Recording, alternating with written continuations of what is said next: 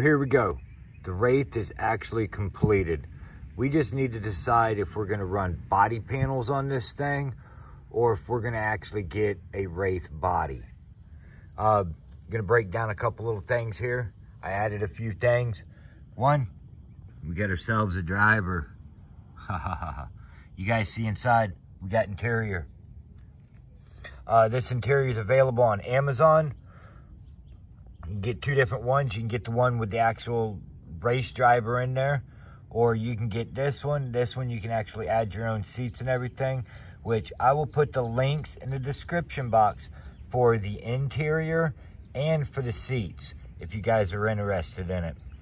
Check it out. They're not too expensive. The seats are definitely inexpensive. The interior I think is like $21 and the seats are 15 maybe, roughly.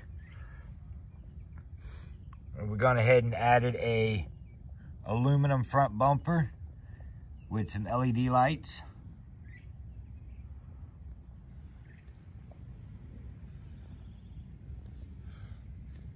Put the roof pan on top, wasn't sure. Kind of wanted to keep the driver shady. We got some rear tail lights.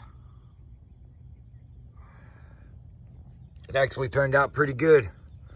This thing still weighs in about 9 pounds, so it's not a light truck. It's actually a pretty heavy truck. Let's go ahead and get this guy up inside and let's get a little bit of driving in.